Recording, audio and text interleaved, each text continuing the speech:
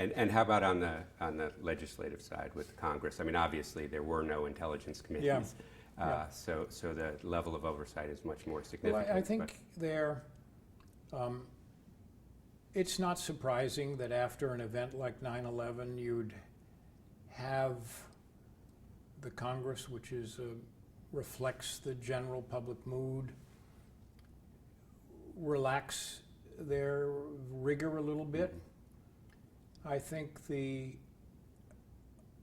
Snowden revelations show that relaxation went on for too long and allowed things which, as the general reaction to the release of the metadata has been, incidentally, from both Republicans and Democrats, that's something that went too far. And I think the Congress, the committees, weren't as rigorous as they should be. Now, one of the things that makes their life a little harder is the rules that the administrations have built up, that when you notify the committees, well, first thing, you don't notify them as a group. You notify only the leaders. Secondly, you don't get the leaders in the room at the same time, so they maybe could react in some way. Thirdly, you don't allow the individual senators to bring the experts on their staff who are A, highly qualified, and B, completely cleared for sensitive stuff. They're not allowed to participate. So those rules have made it harder for the Senate and the House to do the job they should be doing, and I think they should fight a little harder against those rules. I also think the reform, as the 9/11 Commission saw it, of getting rid of term limits for almost everybody on the House and most people on the Senate committee, is a little dangerous, because if I'm permanently your babysitter, as we grow up together, we're going to get closer and closer, and I think that's a natural human reaction.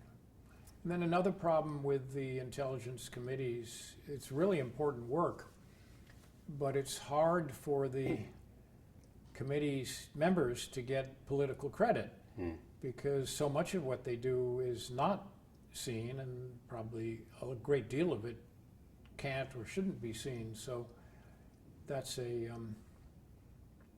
little bit of a deterrent to their joining the committees or their functioning on the committees.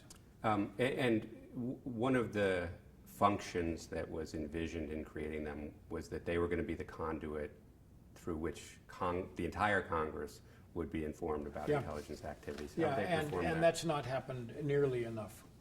And again, that's probably the administrations have made it too hard. And then think of the psychology of the members of the committee.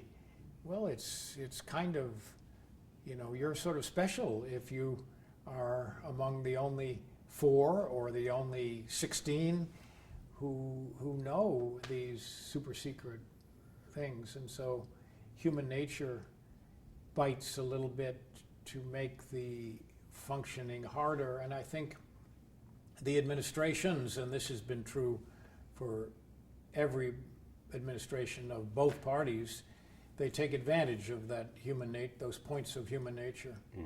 And how do you think they could be reformed in a way that would address some of these concerns? A little more insistence by the rest of the Congress. I think that would make a big difference. A little more pressure from the country, that would make a big difference. But it's not easy, because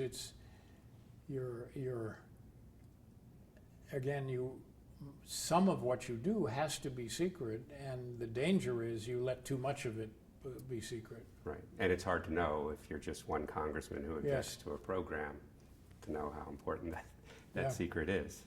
And Senator Ron Wyden from Oregon was sort of a perfect example where he tried to warn. And another thing that I think is relevant is that the administration, and here I think I have more examples of the Obama administration than any other, doesn't sanction members of the intelligence community when they lie.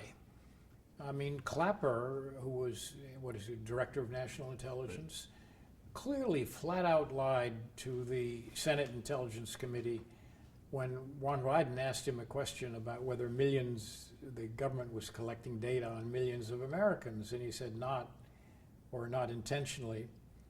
And then later, when Snowden revealed that's in fact what they were doing, he said, well, what I said was the least, this isn't his exact word, but the least dishonest thing that I could say. I mean, that was the thrust of what he said. Yeah, the least untrue, I think he said. And, you know, should he have been fired for that? I don't know. But I think Obama, by not sanctioning him at all, sent a bad message.